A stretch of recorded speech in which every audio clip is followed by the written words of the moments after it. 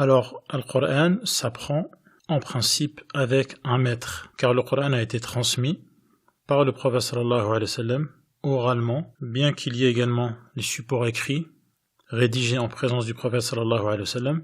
Cependant, la base dans la transmission du Coran, c'est la voix orale de maître à élève, et cela a été transmis du prophète sallallahu alayhi wa sallam aux compagnons qui l'entouraient, qui ont mémorisé le Coran, et qui, eux-mêmes ensuite, l'ont transmis dans les régions où ils se sont retrouvés, comme au Cham, dans la région de la Syrie, comme en Irak, comme au Yémen, et ainsi de suite. Et ce passage de génération en génération, cette transmission, cet héritage, s'est perpétué jusqu'à aujourd'hui, où il y a encore les chaînes de transmission qu'on appelle al-isnad, et qui sont mentionnées dans ce qu'on appelle une ijaza, qui est donnée au maître, à l'élève, lorsqu'il a récité l'ensemble du Coran.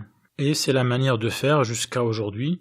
C'est pour cela que les savants disent « La ta'khudhil Qur'an an mushafi » n'apprends pas le Coran auprès de quelqu'un qui s'est contenté de le lire sur un support écrit, sur un mushaf, sans avoir de maître qui a validé sa récitation. Donc la chose centrale et essentielle dans l'apprentissage du Coran, c'est d'avoir un maître, un cheikh, et de réciter. Deuxième point, il est extrêmement important de rappeler qu'on ne peut pas apprendre le Coran sans mémoriser.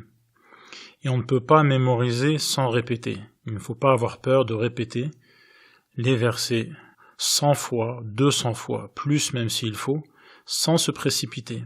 Il est plus important et plus intéressant de répéter un seul verset 100 fois que de chercher à en répéter 2, 3, 4, 5, seulement 10 ou 15 ou 20 fois. Il ne suffit pas de lire le verset, la ayah, ou l'ensemble de versets qu'on veut retenir, d'être capable de répéter ce qu'on a lu une fois qu'on a les yeux fermés ou une fois qu'on ne regarde plus le support écrit qu'on a, et de se dire que ça suffit. Ça ne suffit pas parce qu'il y a ce qu'on appelle la courbe de l'oubli, et justement pour limiter cette chute, la chute de la mémoire, il faut répéter le plus de fois possible pour ralentir la courbe de l'oubli.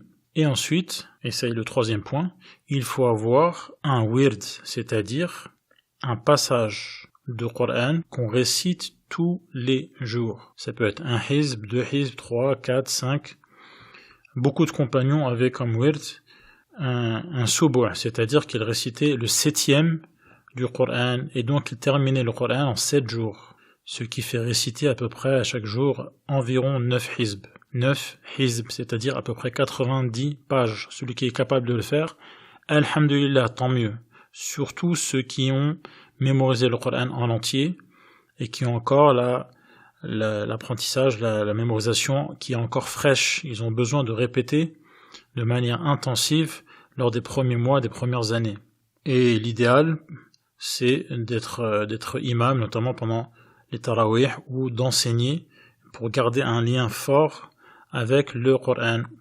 Donc c'est le troisième point, avoir comme habitude de lire un passage régulièrement tous les jours sans aucune négociation, quoi qu'il arrive, de garder cette habitude. Al-wird, ça veut dire le point d'eau où on se rend pour aller boire et pour aller puiser l'eau.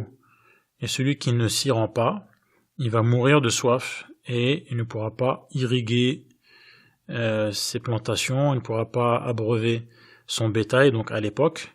Et aujourd'hui également, celui qui ne lit pas le Coran, son cœur s'assèche, sa religion s'appauvrit, son âme faiblit et il devient vulnérable et susceptible de perdre sa religion petit à petit.